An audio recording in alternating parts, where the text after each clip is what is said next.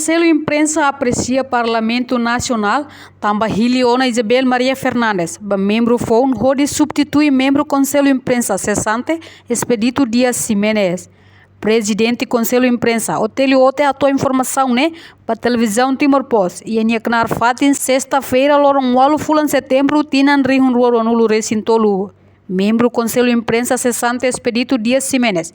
Resigna Tama membro nono governo constitucional no dar secretário de Estado de Comunicação Social. A imprensa aprecia o Parlamento Nacional, também consegue a Emeida atau substitui Expedito Dias Ximenes, kita pode ser até kata quando Dr. Expedito Dias Ximenes atau nono governo constitucional, é secretário de Estado do Conselho de Imprensa. Então, eleição ainda turun teve Conselho de Imprensa atau dele completa fala ni membro sila durante quase fila rua de lara membro lain hadir kita se completa fila kali membro lain.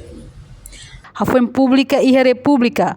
Conselho Imprensa se convida membro FON, onde participa em encontro plenária, onde tem tomada posse, nebe tuir plano se hala o ia semana oin. Tuir lei meios de comunicação social.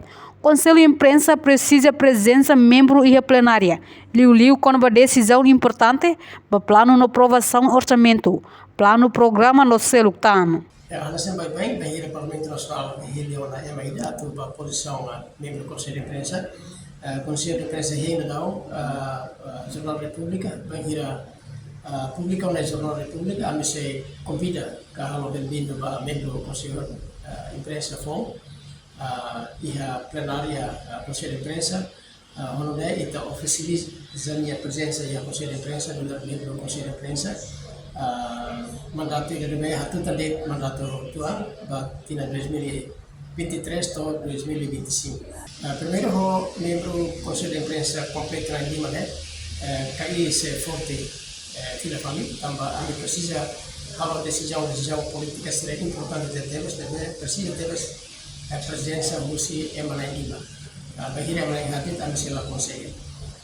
Então a presença dele, a missão decisão seria importante dia batina ele, nós batina 2024. Ele compromisso que o Conselho de Imprensa funciona normal, nesse órgão regulador, para meios de comunicação social nós necessitamos. Nós bele ona halo implementado da decisão de a metração batina 2023, vamos batina 2024. Então, primeiro, se continua a enfrentar problema e aspecto técnico. Tua observação, Conselho Imprensa, existência mídia continua forte. Inclui liberdade de acesso à informação. Atua segura qualidade jornalística. Conselho Imprensa, liu-se direção, analisa mídia, continua a monitorização. Para produto jornalístico, onde assegura cumprimento do Código Ética Jornalista. A reportagem Febriana dos Santos, Augusto Neno, Taila, Televisão Timor-Post.